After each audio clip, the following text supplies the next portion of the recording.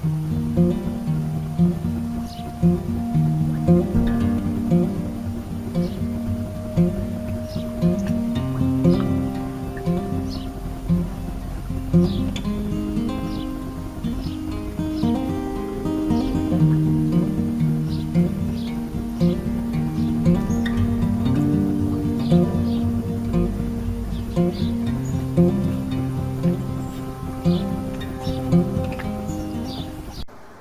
my apologies if this video is a little bit late this week.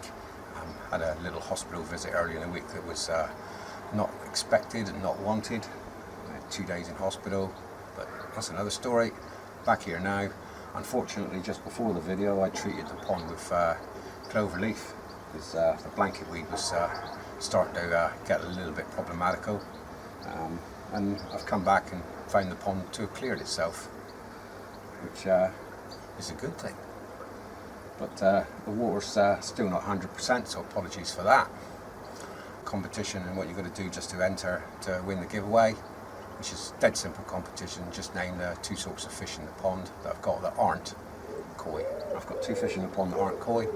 You've only got to pop what species they are in the comments down below, and you'll automatically be entered into the draw, so you've got a chance of winning one of the plaques. Either the black one or the red one, whichever one you want.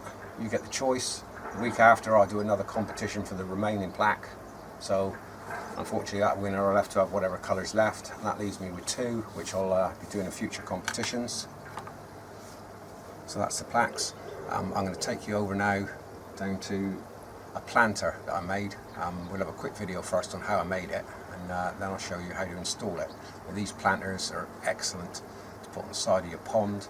Works very well, and they're ideal for cress. It doesn't take up that much space in your pond, and you can grow actually a lot of the plant out of the pond. Check this out.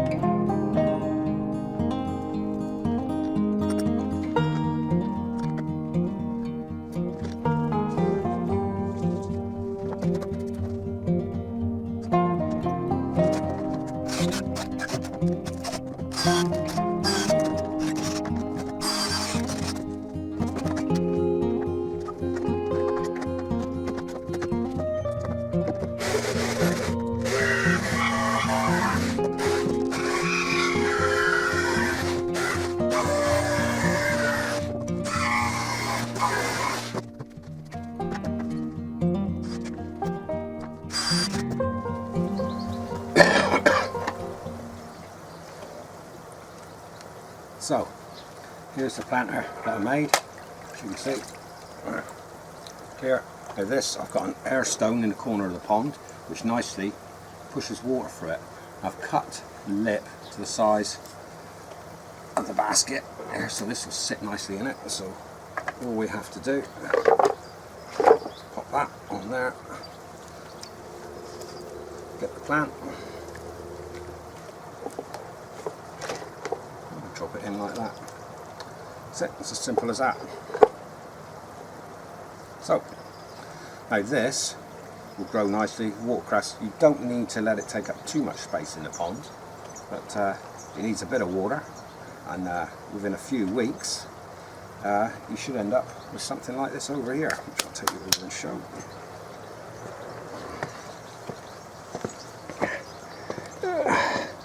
My apologies for the length of the lawn, it's gone nuts. I was going to cut it the weekend, but one well, intended on doing it Monday, but ended up in hospital. So this is what it's like. It's a field, still not quite feeling well enough to cut it yet. Maybe hopefully later on in the day I'll feel up to it.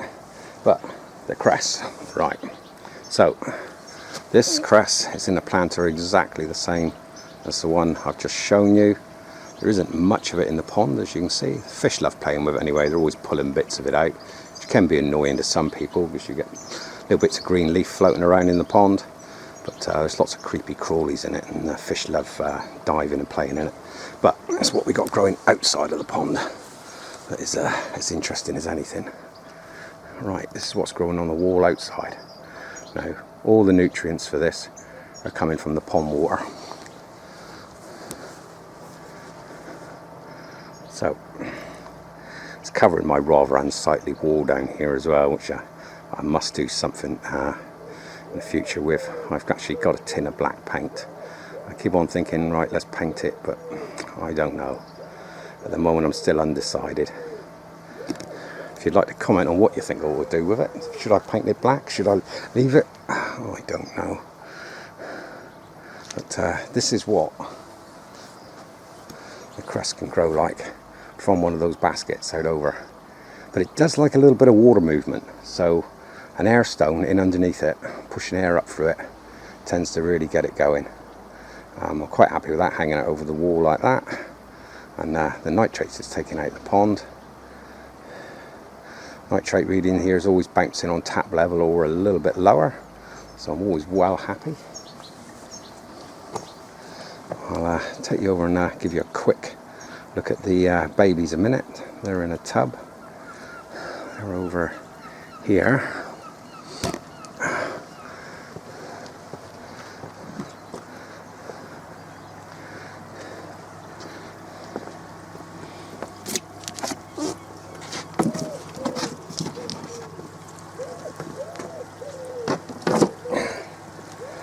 Now I've got no filter system on this. What I've actually got is a trickle in. It's running in like that, and there's a drip on that one as well. Got that water running in, and then the same amount of water running out, so it's in and out. And it's running in about a litre a minute, so I think this is a 90 litre tub. It's probably got about 70 or 80 litres in it, so it's changing it about every 90 minutes, say. Changes all the water in there, and the outfall is just going through a bit of sponge. Let's see if we can see them in here. I can see a couple of dead ones on the bottom there this morning. I'll have to fish out in a little bit, but the majority of them look pretty good. Some of them are yellow, and some of them look a bit black. Definitely got blanket weed still in there, so I don't think the cloverleaf got into this pot, but blanket weed's not going to hurt in here. These fry are going to be in this tank now until about November, and see who's surviving then. If anybody locally wants one or two, I'll pass them on to them. The rest will just go in the veg filter, and they're going to have to fend for themselves over the winter, and we'll see when we uncover it in the spring who's survived and who hasn't. So, down here this week, I've had cloverleaf in the pond. As you can see, there's some white residue all over the bottom. The water's still a little bit khaki, but I'll run the filters up full bore now. I'm going today, give the bottom a sweep, and that should clear the rest of it.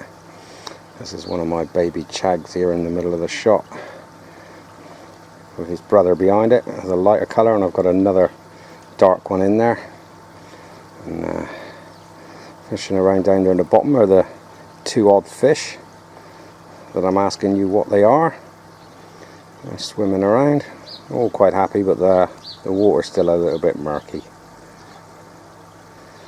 And of course it hasn't had a filter clean since the weekend. which means all the powder from the clover leaf is in the water, so we're going to be needing to get rid of that. So back over to here, you can see I've got air stone running in under that load of cress there. Over on this side you can see the water movement there around that, which is the air stone pushing up and pushing that out there. Yeah. So let's give them a all the food in it, see if they want to come up.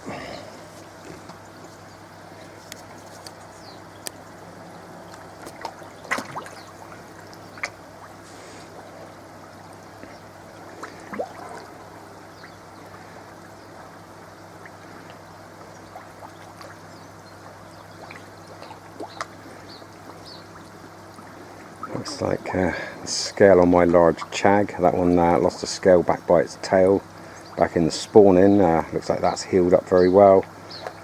I didn't take the fish out to treat it. It looked a little bit angry for a day or two, but it's settled down there now. I've got one or two other scales that ended up out of place.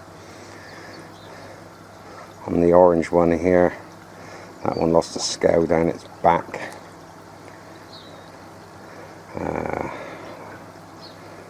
Can't see it. Oh yeah, this one down here with a red spot on its head. That one snapped one of the rays in one of its top fins. They did take a bashing, as always, but they've all survived it, and I didn't have to take any of them out to do any treatment.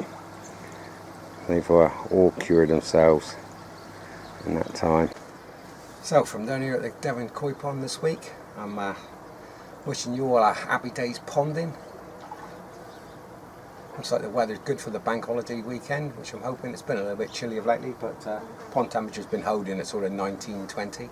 Hasn't dropped below that. It was rather chilly this morning, hence the jumper on, but it's warming up nicely now. So I'll leave you to your own ponding.